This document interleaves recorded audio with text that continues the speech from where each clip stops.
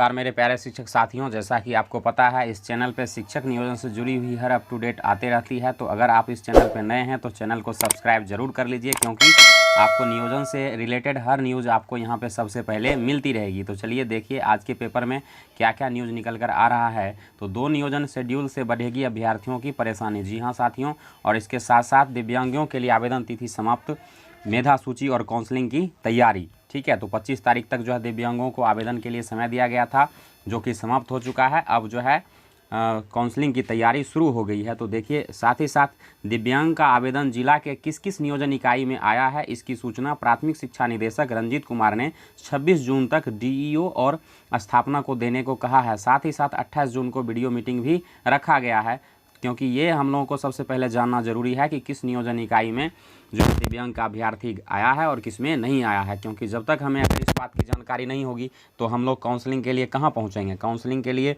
तो हम लोग उसी जगह पहुँच सकते हैं जहाँ पे दिव्यांग का आवेदन नहीं आया है। और मैं मानता हूँ कि जितने भी प्रखंड नियोजन इकाई हैं, लगभग सभी प्रखंड नियोजन में तो आया ही होगा, नगर में भी आया होगा। तो प्रखंड और नियोजन और चाहे नगर नियोजन हो, दोनों जगह तो काउंसलिंग शायद ही किसी सीट पे हो पाएगा। तो लगता है 12 तारीख को ही सिर्फ काउंसलिंग हो पाएगा पंचायत का, क्योंकि कुछ पंचायत ही शायद ऐसे होंगे जहाँ पे दिव्यांग आवेदन नहीं किए होंगे। ठीक है, तो देखते हैं क्या है अप टू डेट, और जो भी अप टू डेट मिलती रहेगी मैं आपको वीडियो बना के देता रहूँगा। तो देखिए पढ़ता हूँ।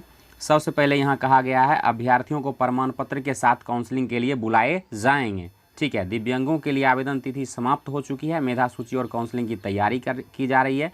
ठीक है, और कहा गया है छठे चरण के तहत होने वाली शिक्षक नियोजन प्रक्रिया में दिव्यांग अभ्यर्थी आवेदन जमा करने की अवधि शुक्रवार को समाप्त हो गई। अब आवेदन के आधार पर मेधा सूची की तैयारी, प्रकाशन व काउंसलिंग की प्रक्रिया होगी।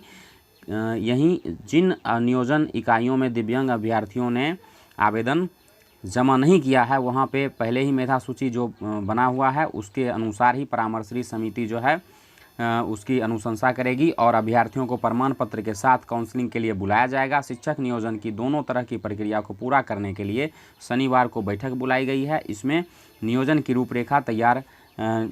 रूपरेखा को लेकर के विशेष चर्चा की जाएगी। डीपीओ स्थापना ने बताया कि दिव्यांग अभ्यर्थियों के आवेदन के आधार पर नियोजन इकाइयों को पूरी जानकारी जो है स्वयं उपस्थित होना है। ठीक है, यानी उपस्थित जो है उनके साथ होना है। इसके साथ साथ देखिए और क्या कहा गया है, दिव्यांगजनों के लिए अब ये होगी प्रक्रिया, यानी दिव्यांगजनों के लिए क्या प्रक्रिया होगी। औपबंधिक मेधा सूची का प्रकाशन 2 जुलाई तक, मेधा सूची पर आपत्ति 3 से 9 जुलाई तक, यानी कि जो औपबंधिक मेधा सूची होगा उसका प्रकाशन 2 जुलाई तक कर दिया जाना है। और फिर जो है मेधा सूची पर आपत्ति 3 से 9 जुलाई के बीच में, और आपत्ति का निराकरण 12 जुलाई तक, और मेधा सूची का अंतिम प्रकाशन 15 जुलाई तक जिला के सभी नियोजन इकाई के द्वारा किया जाएगा। और फिर जो है उस पर अनुमोदन जो है 24 जुलाई को, और नियोजन इकाई की ओर से मेधा सूची का सार्वजनिकरण 27 जुलाई को किया जाएगा।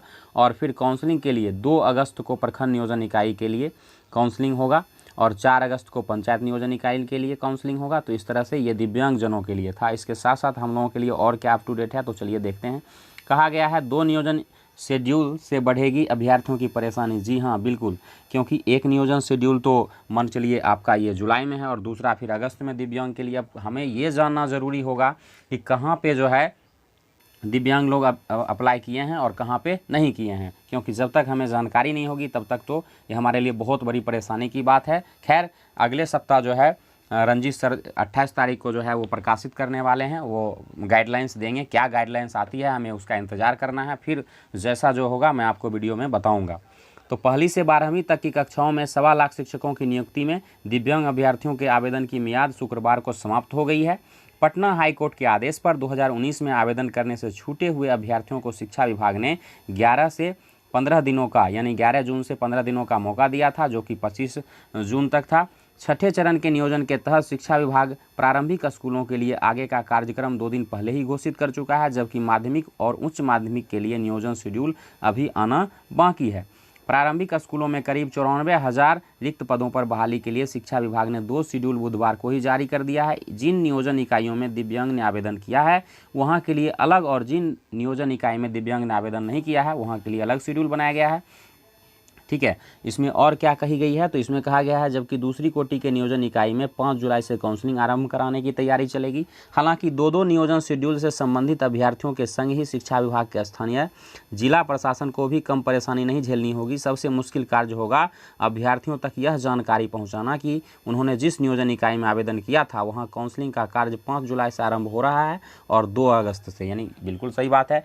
कहाँ पे 5 जुलाई से होगा और कहाँ पे 2 अगस्त से होगा, सबसे पहले हम लोगों को इसकी जानकारी मिलनी चाहिए, क्योंकि जब तक हमें नहीं मिलेगी हम कैसे पहुंच पाएंगे। इसके लिए नियोजन इकाई से मिलने वाली सूचना पर निर्भर रहना होगा। वैसे शिक्षा विभाग का एक ही श्रेणी पहली से 8वीं के शिक्षकों की नियुक्ति के लिए 2 अलग अलग कार्यक्रम जारी करने के पीछे अपना तर्क है। अब देखते हैं क्या न्यूज़ निकल कर आता है, आगे क्या जो है फैसला सरकार लेती है, हम लोगों को उसका इंतज़ार रहेगा।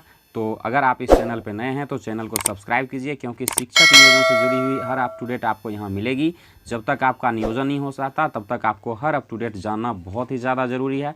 तो मिलते हैं नए वीडियो में, तब तक के लिए धन्यवाद।